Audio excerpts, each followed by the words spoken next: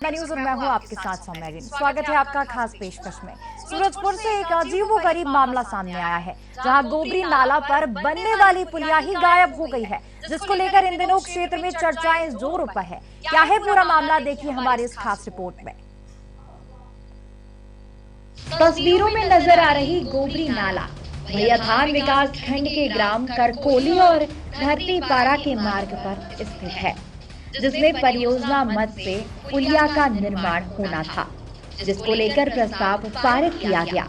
शासन द्वारा इस प्रस्ताव को मंजूरी देते हुए यहाँ के ग्रामीणों को सुविधा मुहैया कराने के लिए इस नाले पर पुल बनाने के लिए 47,60,000 रुपए स्वीकृत करते हुए जिले के RES विभाग को जिम्मेदारी सौंपी थी, ताकि गुणवत्ता युक्त एक अच्छे पुल का निर्माण ग्रामीणों के आवागमन के लिए कराया जा सके और निर्माण में कोई कोताही न हो।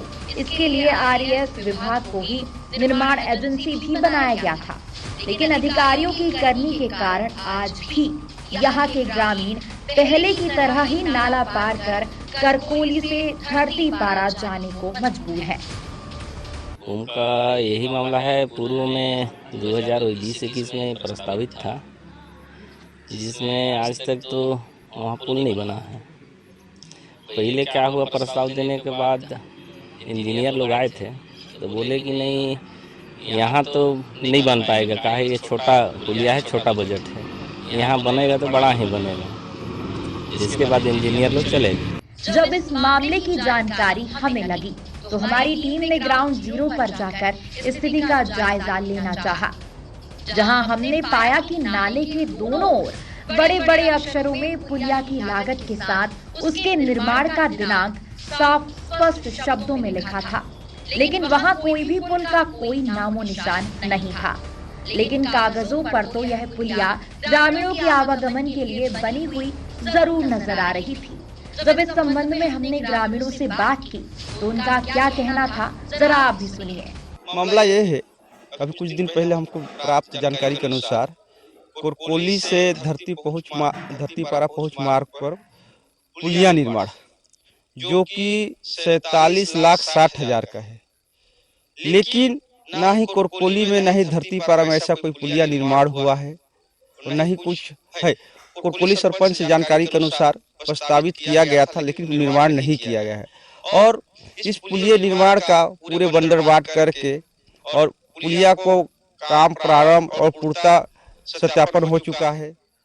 मुझे प्राप्त जानकारी के अनुसार पैसा भी निकाल लिया गया है, लेकिन जमीनी स्तर पर कुछ भी नहीं है, कहीं पे नींव तक नहीं खोदाया गया है। ये RS के दवा जनपद पंचायत भैयाथान के RS SDO के माध्यम से काम किया गया है, और जबकि काम जमीनी स्तर पर जीरो है, कहीं पे कुछ नहीं। ग्रामीणों से बात करने के बाद हम गायब हुई पुलिया की खोज में RES विभाग पहुंचे, लेकिन विभागीय अधिकारी कैमरे से बचते नजर आए तो हमने मामले की जानकारी जिले के कलेक्टर संजय अग्रवाल को दी, जिसके बाद उन्होंने बताया कि जांच कमेटी बनाकर उनके द्वारा रिपोर्ट मंगाई गई थी, क्योंकि पुलिया की लागत कम थी और जिस जगह पुलिया का निर्माण होना था वहां पर उस राशि में पुलिया का निर्माण नहीं कराया जा सकता था। इसलिए पारित हुई पुलिया को करकोली से लगे ग्राम पंचायत मलगा में बनाया गया है। जांच अभी भी जारी है, जैसे भी तथ्य सामने आएंगे उसके अनुसार कार्रवाई की जाएगी। और हमने RES को रिपोर्ट मांगा, इनके द्वारा रिपोर्ट दी गई है। इसमें करकोली से धरती पारा जो पुलिया बननी थी, वो पुलिया वहाँ पर्टिकुलर जगह पे नहीं बन करके उसी ग्राम पंचायत में मलगा, करकोली ग्राम पंचायत के अंतर्गत मलगा एक पंचायत है, जो पहले गांव था, जो अब इंडिपेंडेंट पंचायत बन गया है, उसमें उन्होंने बनवाया है। और उसमें ये भी उन्होंने प्रतिवेदन में लिखा है कि क्योंकि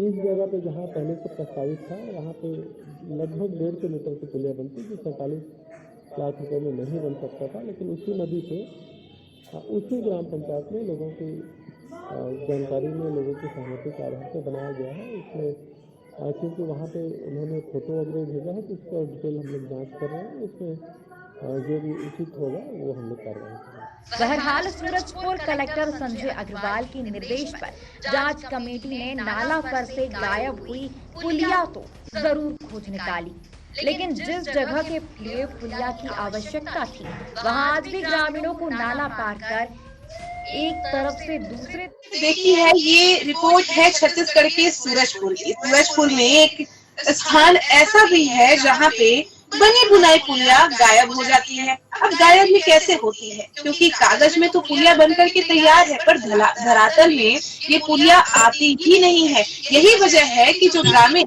विकास की राह देख रहे थे, उन ग्रामीण को आज भी उस राह का इंतजार करना पड़ रहा है। नदी और तालाब जैसे इलाकों में पुलिया निर्माण की बात करने वाली जिला प्रशासन इस वक्त आखिर मौन क्यों है? ऐसी क्या वजह हुई कि 47 लाख करोड़ की राशि से कहीं न कहीं पुलिया निर्माण का जो जिक्र हुआ, ये पुलिया निर्माण हुआ लेकिन वो कागजों में हुआ। जब धरातल स्तर पर हमने जानने की कोशिश की तो वो पुलिया एक स्थान नहीं बल्कि दूसरे स्थान तक पहुंच गई। तो क्या पुलिया के पैर निकल आए? चलिए इन तमाम विषयों को समझेंगे। एक पैनल है हमारे साथ, वो जुड़ा हुआ है। पूरे पैनल का परिचय सबसे पहले मैं करवा दूं। हमारे साथ अरुण जैन जी मौजूद हैं, संभागाध्यक्ष हैं हमारे। अरुण जैन जी, बहुत बहुत स्वागत है आपका इस खास कार्यक्रम में। भाजपा की ओर से अनूप सिन्हा जी है हमारे साथ। अनूप जी, आपका भी बहुत बहुत स्वागत है इस खास कार्यक्रम में। रामकृष्ण ओझा जी हमारे साथ जुड़े हुए हैं कांग्रेस की ओर से। रामकृष्ण जी, आपका भी बहुत बहुत स्वागत है इस खास कार्यक्रम में। साथ ही हमारे साथ गुवाना गणतंत्र पार्टी से भी सहयोगी जुड़ेंगे, जयनाथ सिंह जी, उनका भी हम स्वागत करेंगे। अरुण जैन जी, आपसे हम समझना चाहेंगे कि पूरा जिस प्रकार से एक रिपोर्ट हमने देखी, आपने, आपकी पूरी टीम ने पूरी स्थिति का मुआयना किया, उस तथ्यों को यहाँ पे आपने सामने भी लाया। क्या पुलिया के पैर निकल आए कि वो एक स्थान दूसरे स्थान तक पहुंच जाए? जी, लगता तो यही है कि इसी तरह का कुछ हुआ होगा। मैं आपको बता दूं आकांक्षा जी कि यह रिपोर्ट हमारे सूरजपुर जिला प्रतिनिधि एजाज अहमद जी ने सबमिट की है, और सबसे बड़ी बात यह है इसमें कि जिस पुलिया को जिस स्थान पर बनना था उस स्थान पर वह पुलिया बना ही नहीं, और जिन ग्रामीणों को उसका लाभ मिलना था वह लाभ से वंचित रह गए, उन्हें उस चीज का लाभ नहीं मिला। और आज भी वह ग्रामीण अब उसी नाले को पार करके जाते हैं अपने काम करने के लिए दूसरी जगह। आज जिस पुलिया के लिए शासन उन्हें मदद के रूप में वह पुलिया दे रही थी कि उनके विकास रूपी एक सौगात मिलती उनको, जिससे उनका आवागमन का जो रास्ता था, आवागमन का जो साधन था वह सुलभ होता, लेकिन यह सबको ताक पर रखते हुए उस जगह पर पुलिया का निर्माण हुआ ही नहीं, और बताया गया कि वह पुलिया दूसरे स्थान पर बन गया। दूसरे स्थान पर बना कैसे वह पुलिया, यह एक तकनीकी विषय है कि अगर वह पुलिया दूसरे स्थान पर बना तो क्या उसकी अनुमति ली गई। बहुत सारी तकनीकी चीजों की स्वीकृति लेनी होती है, वह ली गई या नहीं ली गई तकनीकी रूप से, ये सारे विषय सामने आते हैं। हालांकि जिला प्रशासन इस पूरे मामले की जांच कर कार्रवाई की बात कर रहा है। जी, जिला प्रशासन तो कार्रवाई की बात कर रहा है, लेकिन जो जिम्मेदार हैं वो जवाब से अक्सर भागते हुए नजर आते हैं। बहरहाल छत्तीसगढ़ में कांग्रेस की सरकार होने के नाते ये सवाल कांग्रेस से भी हो जाता है, क्योंकि महत्वपूर्ण जिम्मेदारी है रामकृष्ण जी कांग्रेस की, इसलिए भी क्योंकि आप सत्ता में हैं। विकास को हर एक क्षेत्र तक पहुंचाने का जिम्मा इस वक्त छत्तीसगढ़ में कांग्रेस ने उठाया हुआ है। माना चुनाव हो चुके हैं, लेकिन जिम्मेदारियों से नहीं भागा जा सकता। बहरहाल पुलिया निर्माण तमाम अधिकारी होते हैं, उनके निगरानी में तमाम कार्य होता है। 47 लाख से अधिक राशि का पुल निर्माण होता है, वो कागजों में हो जाता है। जब धरातल में जानने की कोशिश होती है तब पता चलता है कि वो एक गांव से दूसरे गांव तक पहुंच गया। ये क्या कहें हम, लापरवाही कहें, बेपरवाही कहें, क्या कहें हम इसे? रामकृष्ण जी, देखिए ऐसा है कि ये मामला सर्वप्रथम तो मीडिया के माध्यम से सामने आया, और इसके लिए आप सभी को सामने लाया है। और इस संबंध में जानकारी होने के बाद ये मामला लगभग 18 से 20 तारीख के बीच में मीडिया के माध्यम से आया था, उसके बाद हमने भी इसकी पड़ताल की अपने स्तर पे। हुआ ये था कि करकोली से धरतीपारा जाने का जो प्रचलित रास्ता है, उस रास्ते पर पुलिया की मांग ग्राम करकोली के निवासियों ने की थी, और जिसपे यहाँ पे परियोजना मद से स्वीकृति कलेक्टर के माध्यम से हुई। परियोजना मद से जो राशि स्वीकृत की गई, पहली गलती जो अधिकारियों ने की कि स्थल का प्रॉपर तरीके से निरीक्षण किए बगैर उन्होंने एस्टीमेट, अनुमानित एस्टीमेट ले लिया कि 50 से 60 लाख के बीच में बन जाएगा। जो प्राक्कलन हुआ वो 47,60,000 का। जब वहां पे धरातल पर गए तो उसकी दूरी 120 मीटर के लगभग है, जो कि उस प्रचलित रास्ते पे संभव ही नहीं है कि वहां उतनी पुलिया बने। ये अधिकारियों की जिम्मेदारी थी कि इस बात पे पहले ध्यान देते और उस तरीके से उसका निर्माण करते। दूसरा, वहां पे जो एक समस्या थी वो ये थी कि धरतीपारा की ओर लगभग 200 मीटर नदी के बाद 200 मीटर तक प्राइवेट निजी भूमि थी किसानों की, जिसका अधिग्रहण किया जाना आवश्यक था पुल बनने से पहले, ताकि उसका अप्रोच रोड बनाया जा सके। तो ये जो निर्धारित स्थल था, अधिकारियों ने अपने स्तर पर निर्णय लिया। प्रशासनिक रूप से उन्होंने ये चूक की कि स्थल परिवर्तन नहीं कराया। दूसरी चूक उन्होंने की कि प्रॉपर उसकी अनुमति नहीं ली ग्राम सभा से, क्योंकि मलगा जो है वहां से जो निर्धारित स्थल है उससे लगभग 300 मीटर दूरी पे मलगा, जो कि करकोली का आश्रित ग्राम था, वापस पंचायत बना। तो मलगा में उन्होंने बना दिया क्योंकि वहां पे नाले की चौड़ाई कम थी। तो मलगा से धरतीपारा जाने का रास्ता जुड़ गया, और धरतीपारा का जो रास्ता करकोली से जाता है उसको उन्होंने मलगा की ओर से डाइवर्ट करके आवागमन के लिए जोड़ दिया।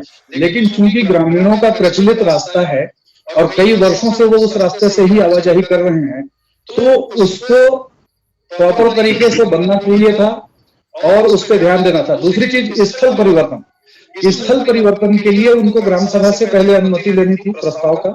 उसके बारे में उन्होंने क्या कागजी कार्रवाई की है इस संबंध में, और चूंकि परियोजना मद की स्वीकृति कलेक्टर देते हैं तो उसका भी उनको कलेक्टर से अनुमति लेनी चाहिए थी। इन दो बिंदुओं पे अभी तक ऐसा कोई दस्तावेजी साक्ष्य नहीं मिला है जिससे ये माना जा सके कि शासकीय अधिकारियों ने उस प्रक्रिया का पूरा पालन किया है।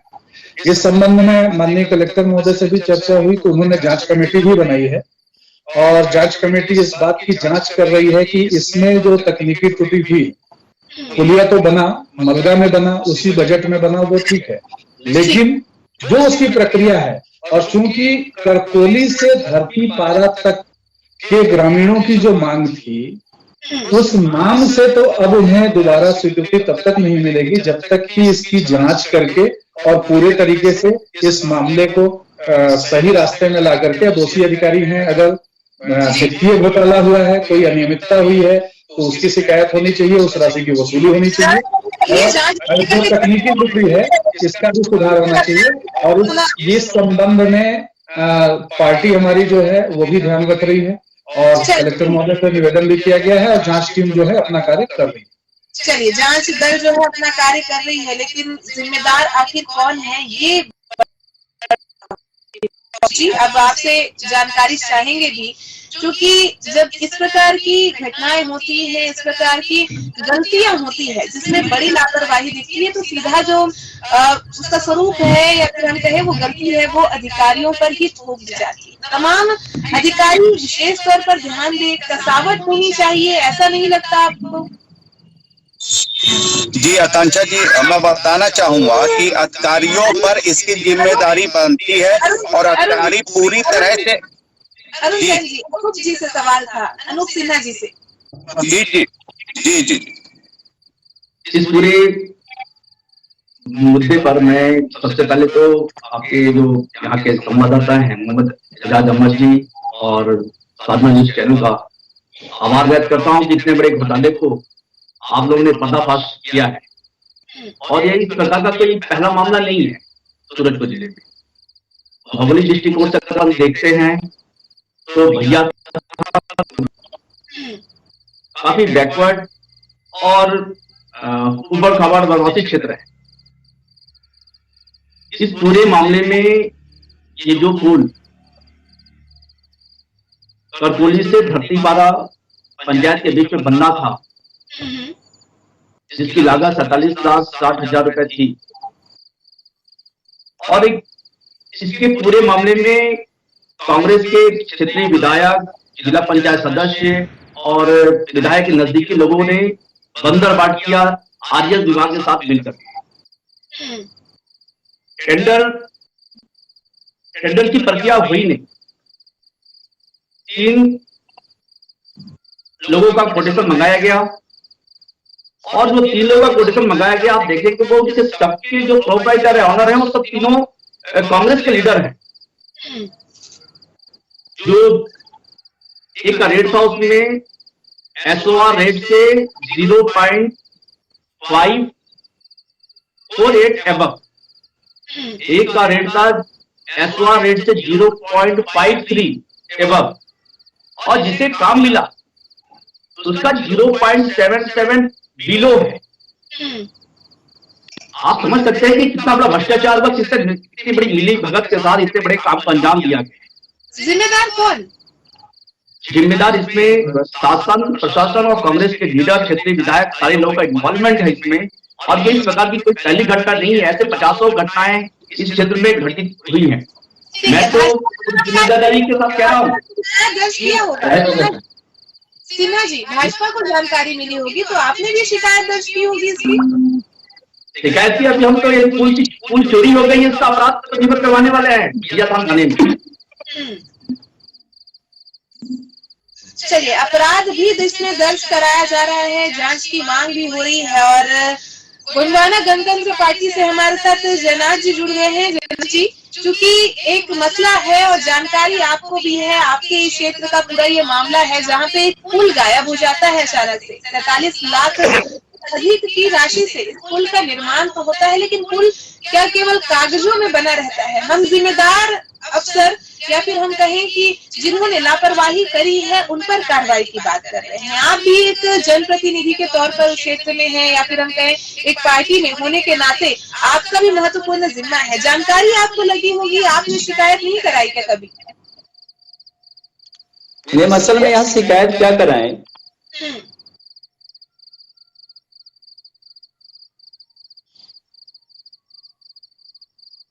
जयनाथ जी,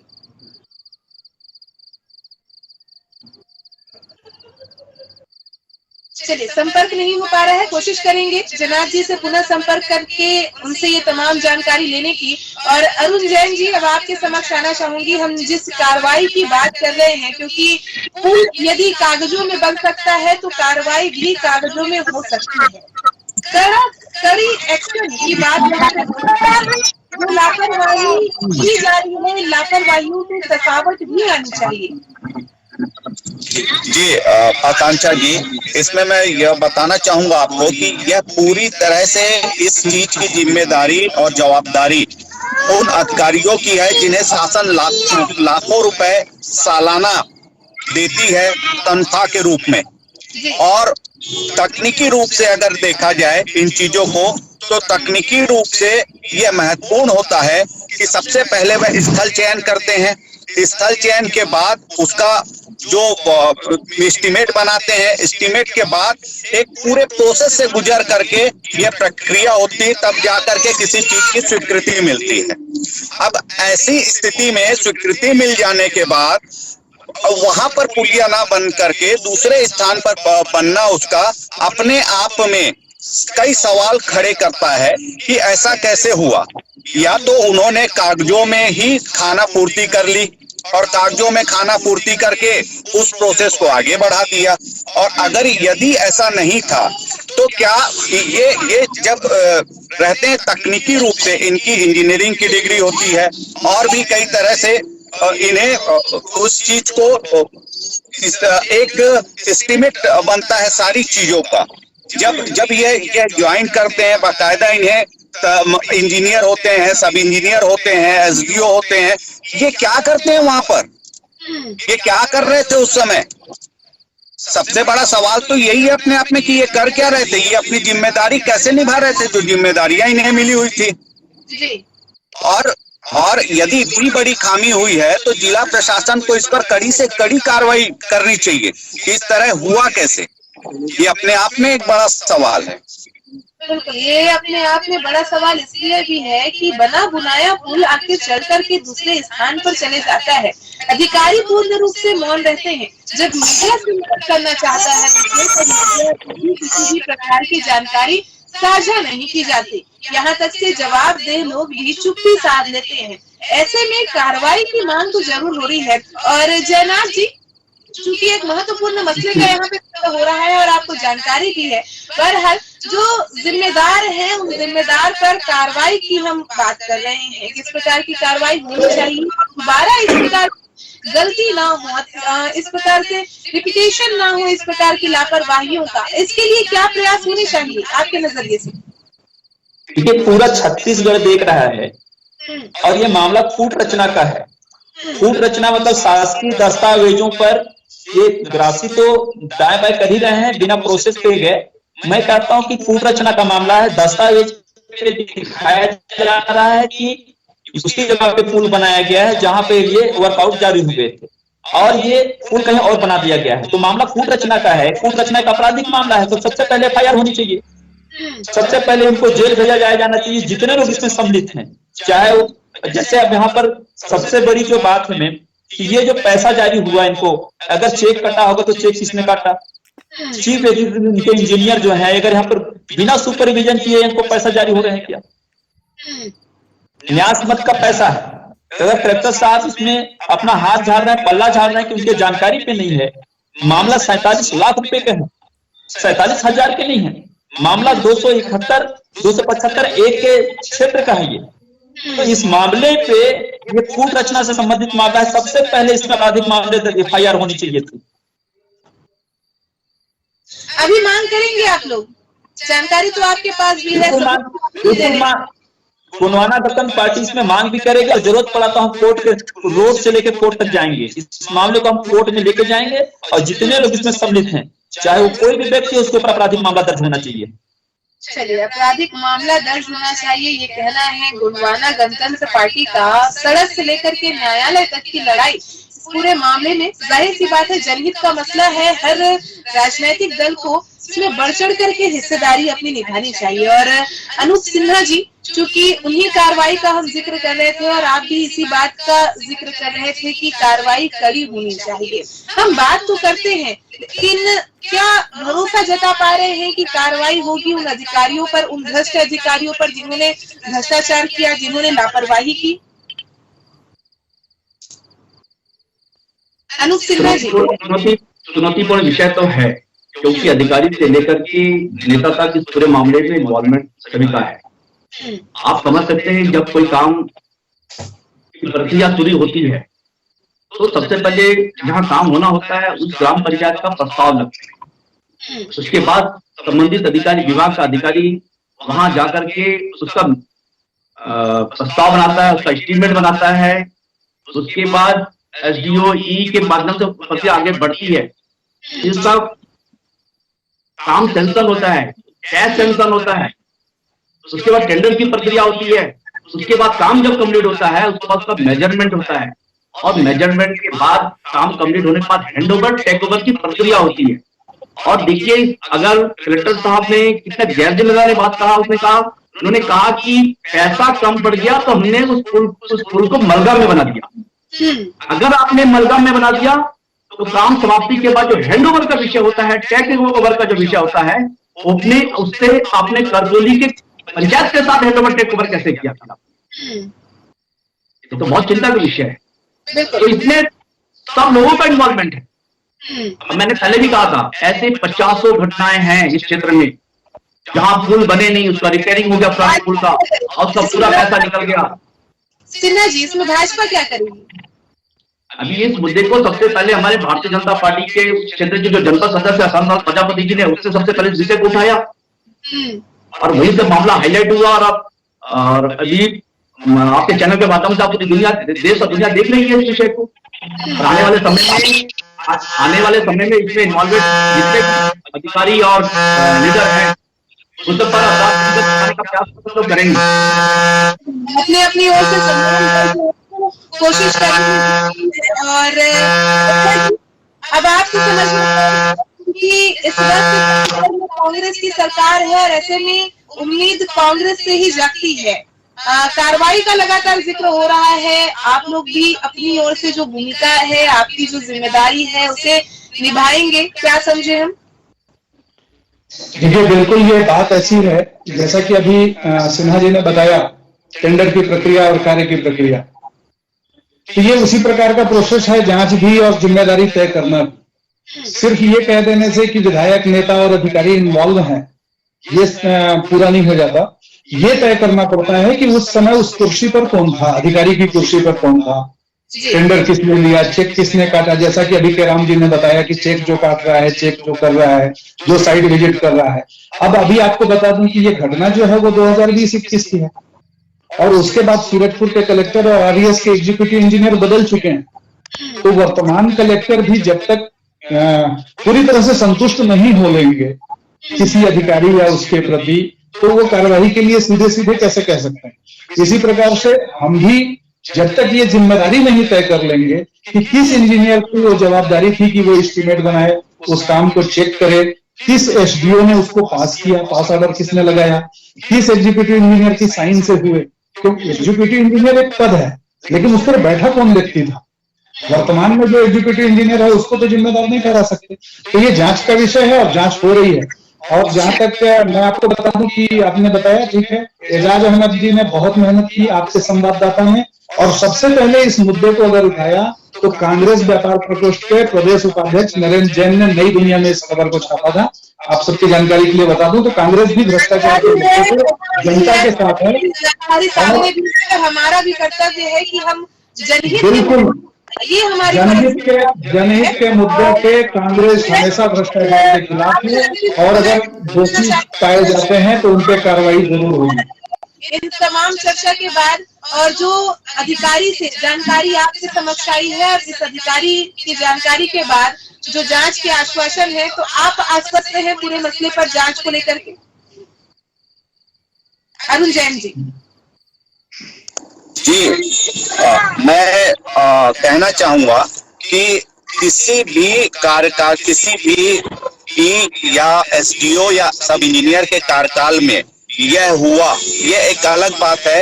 वर्तमान में कौन है, कहीं ना कहीं वह कार्य अगर गलत हुआ तो वर्तमान के ई की भी ये जिम्मेदारी बनती है। पूर्व में अगर उनका स्थानांतरण कहीं दूसरे जगह हो जाता है तो उनकी कारगुजारियां नहीं छुपती या उन्हें पूरी तरह से हरी झंडी नहीं दी जा सकती। अगर ये गलत काम हुआ है तो इस पर कार्रवाई होनी चाहिए और कड़ी कार्रवाई होनी चाहिए। इसमें सारे जनप्रतिनिधियों को मिलकर के आवाज उठाना चाहिए और ऐसा काम दोबारा ना हो, इसको भी देखना चाहिए। वह क्षेत्र में क्या कर रहे थे जब वह कार्य हो रहा था। तो सबसे बड़ा सवाल तो यह है कि वे जनप्रतिनिधि कहाँ थे जब ऐसा काम हो रहा था। क्या उनकी जवाबदारी नहीं थी कि इन कामों को रोको, ऐसे कार्यों को रोका जाए या गलत कार्यों के प्रति आवाज उठाई जाए। चलिए, समय की कमी भी हो चली है, बहरहाल ये चर्चा को यहीं पे रोकते हुए ये बात तो अब तय है कि कार्रवाई होगी, ये माना जा रहा है, आश्वस्त है हम कार्रवाई। सबसे बड़ा विषय जी बातें आ गई है और समय की हमारे पास कमी हो चली है। चूंकि महत्वपूर्ण मसला है, एक पुल अचानक से दूसरे क्षेत्र में चले जाता है, ना अधिकारी उसकी सूद लेता है और ना ही जनप्रतिनिधि को इसका ख्याल रहता है। ऐसे में जो जिम्मेदार है उस जिम्मेदार पर अब कार्रवाई की बात की जा रही है। जिम्मेदार अधिकारी है वो भी कह रहे हैं कि हम कार्रवाई करेंगे। कार्रवाई के इस आश्वासन पर आश्वस्त हम इंतजार जरूर करेंगे कि आखिर इस मसले पर कब तक से कार्रवाई होती है और जो जिम्मेदार है इस पूरे मामले के उनको किस प्रकार से सजा दी जाती है, इसका हमें इंतजार करना होगा। बहरहाल आप सभी साथी हमारे साथ जुड़े, अरुण जी आपका, अनूप जी आपका, ओझा जी आपका और जनाज जी आपका, आप सभी साथियों का बहुत बहुत धन्यवाद। साधना न्यूज पर खबरों का सिलसिला जारी रहेगा। नमस्कार।